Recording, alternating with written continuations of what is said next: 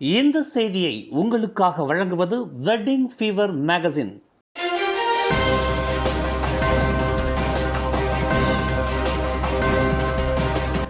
வணக்கம். திசைகளின் 10 மணி செய்திகள். கோலகுபுபாரு இடைத்தேர்தல் பிரச்சாரத்தில் வேண்டாம் சினமூட்டும் நடவடிக்கைகள். கோலகுபுபாரு இடைத்தேர்தலில் பல்லின மக்களின் ஒற்றுமையையும் நல்லிணக்கத்தையும் சீர்குலைக்கக்கூடிய அறிக்கைகளை எந்த ஒரு தரப்பினரும் வெளியிடக்கூடாது என்று உள்துறை அமைச்சர் டத்தோஸ்ரீ சைஃபுடின் நசுத்தியோன் இஸ்மாயில் இன்று எச்சரித்துள்ளார். சமயம், இனம் மற்றும் அரச பரிபாலனம் சம்பந்தப்பட்ட 3R விவகாரம் உட்பட மற்றவர்களுக்கு சினமூட்டும் நடவடிக்கைகள் முற்றாக தவிர்க்கப்பட வேண்டும் என்று சைஃபுடின் வலியுறுத்தினார். தேர்தல் பிரச்சாரம் இன்னும் 12 நாட்களுக்கு நடைபெறும். தேர்தல் பிரச்சாரம் முடிவடைந்து தேர்தல் முற்று பெற்ற பின்னர் நாம் அனைவரும் திரும்பி விடுவோம். ஆனால் கொலகுபுபாரு மக்கள் வழக்கம் போல் தங்கள் வாழ்க்கையை அப்பகுதியிலேயே தொடர்வார்கள். இந்நிலையில் இந்த இடைத்தேர்தலை பயன்படுத்தி கொலகுபுபாருவில் உள்ள ஓரிட மக்களின் நல்வாழ்வையும் அமைதியையும் நல்லிணக்கத்தையும் நாம் சீர்குலைத்துவிடக் கூடாது என்று டத்தோஸ்ரீ சைஃபுடின் அறிவுறுத்தியுள்ளார். வரும் மே 11ஆம் தேதி நடைபெறவிருக்கும் இந்த இடைத்தேர்தலில் பக்காத்தான் ஹரப்பான், பரிகாத்தான் நேஷனல், PRM ஆகிய 3 அரசியல் கட்சிகளை சேர்ந்த வேட்பாளர்கள் உட்பட 4 முனை போட்டி ஏற்பட்டுள்ளது. வரும் மே 11ஆம் தேதி நடைபெறவிருக்கும் கொலகுபுபாரு சட்டமன்ற இடைத்தேர்தலில் மலாய்க்காரர் வாக்குகள் சிதறலாம். இதன் காரணமாக DAP வெற்றி பெறலாம் என்று முன்னாள் பிரதமர் துன் மகாதீர் முகமது முன்கூட்டியே ஆருடம் கூறியுள்ளார். இந்த நாட்டில் மலாய்க்காரர்களை அடிப்படையாக கொண்ட கட்சிகள் பிளவுபட்டால் அவர்களின் வாக்குகளை ஒரே இடத்தில் குவிப்பது என்பது கடினமாகும். அந்த வகையில் கொலகுபுபாரு இடைத்தேர்தலில் மலாய்க்காரர் வாக்குகள் பிளவுபட்டுள்ளதாக துன் மகாதீர் குறிப்பிட்டார். கொலகுபுபாரு தொகுதியில் சீன வாக்காளர்களை விட மலாய்க்கார வாக்காளர்கள் பெரும்பான்மையினராக உள்ளனர். சீன வாக்காளர்கள் குறைவாக இருந்தாலும் அவர்கள் ஒற்றுமையாக உள்ளனர். எனவே சீனர்களின் வாக்குகள் சிதறும் நிலை இல்லாததால் இந்த இடைத்தேர்தலில் DAP மிக எளிதில் தனது தொகுதியை தற்காத்துக் கொள்ளும் என்று துன் மகாதீர் குறிப்பிட்டார். இன்று தொடங்கி ஏப்ரல் 29ஆம் தேதி வரை நடைபெறவிருக்கும் உலக பொருளாதார சிறப்பு ஆய்வரங்கு கூட்டத்தில் கலந்து கொள்வதற்காக பிரதமர் Datuk Seri Anwar Ibrahim Saudi Arabia ரியாத்திற்கு அலுவல் பயணம் மேற்கொண்டுள்ளார். சவுதி அரேபியா பட்டத்து இளவரசரும் பிரதமருமான முகமது பின் சல்மானின் அழைப்பின் பேரில் பிரதமர் அன்வார் மேற்கொண்டுள்ள இந்த அலுவல் பயணத்தில் வெளியுறவு அமைச்சர் டத்தோஸ்ரீ முகமது அசான், முதலீடு, வர்த்தகம் மற்றும் தொழில்துறை அமைச்சர் தங்கு டத்தோஸ்ரீ ஜஃப்ருல் அப்துல் அசீஸ் ஆகியோர் பங்கு கொண்டுள்ளனர். மேம்பாட்டிற்கான உலகளாவிய ஒத்துழைப்பு, வளர்ச்சி மற்றும் சக்தி என்ற கருப்பொருளில் நடைபெறும் இந்த ஆய்வரங்கு கூட்டத்தில் அரசாங்க தலைவர்கள் மற்றும் தொழில் அதிபர்கள் கலந்து கொள்ளவிருக்கின்றனர். கிடா படாங்சராய் தமன் தேச அமானில் உள்ள முதியோர் இல்லத்தில் வயோதிகர் ஒருவரை கீழே தள்ளி சரமாரியாக அடித்து சித்திரவதை செய்ததாக நம்பப்படும் அந்த பராமரிப்பு இல்லத்தை சேர்ந்த ஒரு பெண் பணியாளர் நாளை ஞாயிற்றுக்கிழமை குலிம் மஜிஸ்ட்ரேட் நீதிமன்றத்தில் குற்றம் சாட்டப்படவிருக்கிறார். 36 வயதுடைய அந்த இந்திய பெண் குற்றவியல் சட்டம் 324வது பிரிவின் கீழ் நீதிமன்றத்தில் குற்றம் சாட்டப்படுவார் என்று கோலி மாவட்ட போலீஸ் தலைவர் சுப்ரிண்டன்டன்ட் முகமது அசீசோல் முகமது கைரி இன்று தெரிவித்துள்ளார். அந்த பெண்ணை நீதிமன்றத்தில் குற்றம் சாட்டுவதற்கு பிராசிக்யூஷன்ஸ் அலுவலகம் இன்று பச்சை கொடி காட்டியுள்ளதாகவும் அவர் குறிப்பிட்டார்.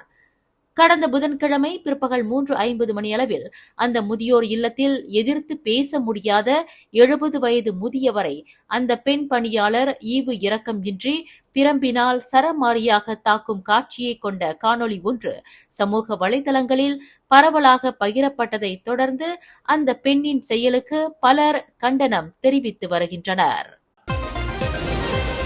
இந்திய சமூகத்தின் சொத்துடைமை மீட்பிற்கு தன்னார்வ இயக்கங்களின் தன்னெழுச்சிக்குரிய மாநாட்டை இந்திய சமூகத்தின் மூத்த தலைவர்களில் ஒருவரும் முன்னாள் மக்கள் நல்வாழ்வுத்துறை அமைச்சருமான Tan Sri Dato Sri doctor S. Subramaniam அவர்கள் நாளை ஏப்ரல் 28ஆம் தேதி ஞாயிற்றுக்கிழமை காலை 10 மணியளவில் கொலம்பூர் Wisma Tun Sambanthan Tan Sri Soma அரங்கில் அதிகாரப்பூர்வமாக துவக்கி வைத்து உரை நிகழ்த்துவார்.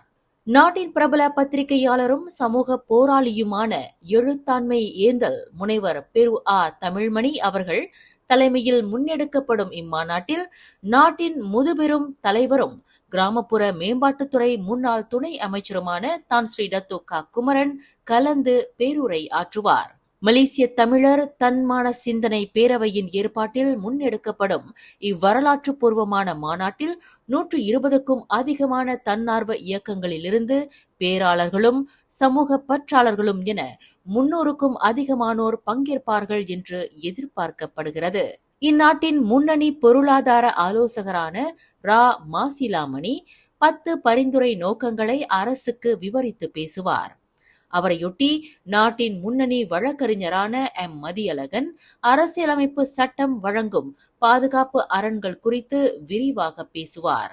அதேவேளை பிரதமரிடம் கடந்த ஆண்டு அக்டோபர் 20 வழங்கப்பட்ட 45 பக்க பரிந்துரையில் உள்ள 10 முக்கிய திட்ட வரைவுகளை சிந்தனை பேரவையின் தலைமை செயலாளருமான சிமு விந்தைக்குமரன் விரிவாக எடுத்துரைப்பார். கடந்து வந்துள்ள 2 நூற்றாண்டுகளில் இந்திய சமூகம் அடைந்து வந்துள்ள இன்னல்களிலிருந்து அடுத்து தொலைநோக்கில் கூர்மைப்படுத்த வேண்டிய இலக்கு எதுவாக இருக்க வேண்டும் என்ற நோக்கத்தை இம்மாநாடு கொண்டிருக்கும் என்று இம்மாநாட்டு ஊடகத்துறை செயலாளர் கண்ணன் என்ற தினகரன் கோடி காட்டியதோடு அனைவரும் மாநாட்டில் பங்கேற்று ஆதரவு வழங்க வேண்டும் என்று கேட்டுக்கொண்டார்.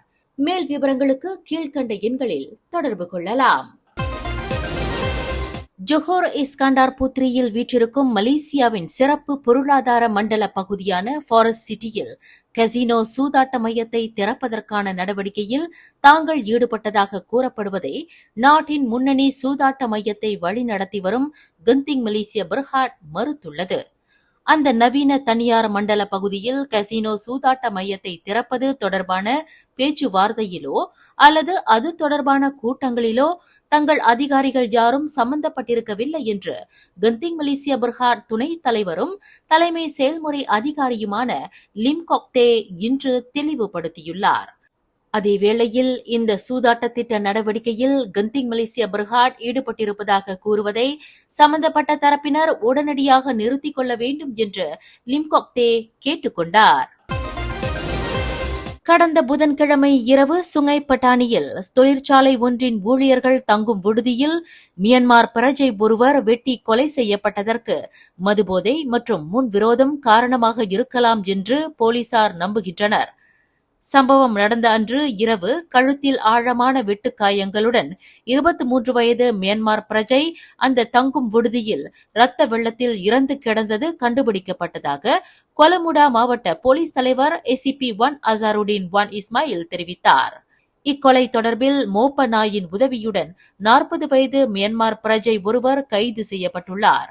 தவிர உயிர் இழந்த நபருடன் மேலும் ஒரு நபர் கடும் வெட்டுக்காயங்களுக்கு ஆளாகி சுல்தான் அப்துல் ஹலீம் மருத்துவமனையில் தீவிர சிகிச்சை பிரிவில் அனுமதிக்கப்பட்டுள்ளதாக ACP 1 அசாருடீன் குறிப்பிட்டார். கடந்த பிப்ரவரி 17 பினாங் ஸ்பைஸ் அரீனாவில் நடைபெற்ற பிரபல திரைப்பட பின்னணி பாடகர் ஹரிஹரன் லைவ் கான்சர்ட் கலை நிகழ்ச்சியில் நாட்டின் முன்னணி கலைஞர்களில் ஒருவரான அன்புள்ள கவிமாறனுக்கு மக்கள் கலைஞன் எனும் விருது வழங்கி சிறப்பிக்கப்பட்டிருந்தது.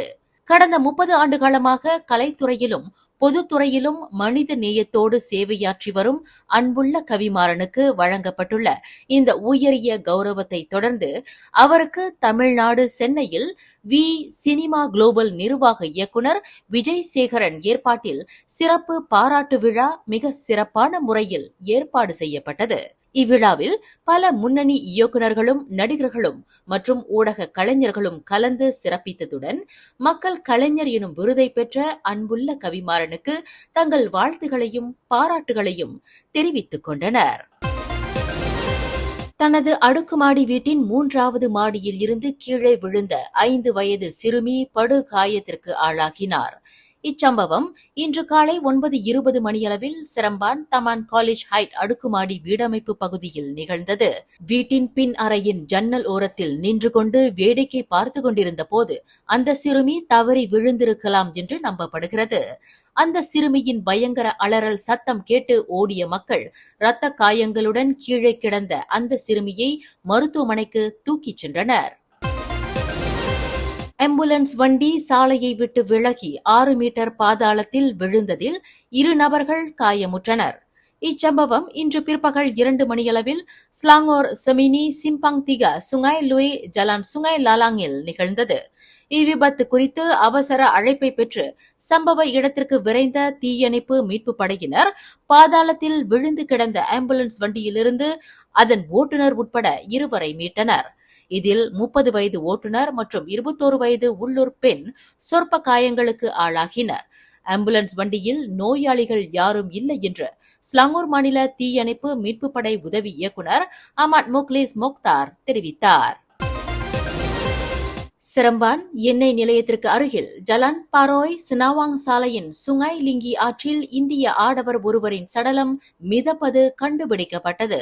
இன்று பிற்பகல் 2 மணியளவில் அந்த ஆற்றில் மீன் பிடிப்பதற்கு வலை வீசிக் கொண்டிருந்த அந்நிய பிரஜை அந்த இந்திய ஆடவரின் சடலத்தை கண்டு போலீசுக்கு தகவல் கொடுத்ததாக சிரம்பான் மாவட்ட போலீஸ் தலைவர் ஏசிபி முகமது ஹத்தா செடின் தெரிவித்தார்.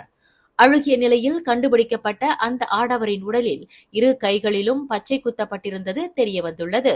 அவர் 4 நாட்களுக்கு முன்பு இறந்திருக்கக்கூடும் என்று நம்பப்படுகிறது. அந்த நபரின் கார் சட்டையில் எந்த ஒரு அடையாள ஆவணமும் கண்டுபிடிக்கப்படாததால் சவ பரிசோதனைக்காக சடலம் சிரம்பான் துவன்கு ஜஃபார் மருத்துவமனையின் சவக்கிடங்கிற்கு கொண்டு செல்லப்பட்டுள்ளதாக ஏசிபி முகமது ஹத்தா தெரிவித்தார். மேலும் செய்திகளை தெரிந்து கொள்ள கீழே இருக்கும் பெல் பட்டனை அழுத்துங்கள். உங்கள் மகிழ்ச்சியை வெளிப்படுத்த லைக் மற்றும் ஷேர் செய்யுங்கள். தொடர்ந்து திசைகளோடு இணைந்திருக்க சப்ஸ்கிரைப் செய்யுங்கள்.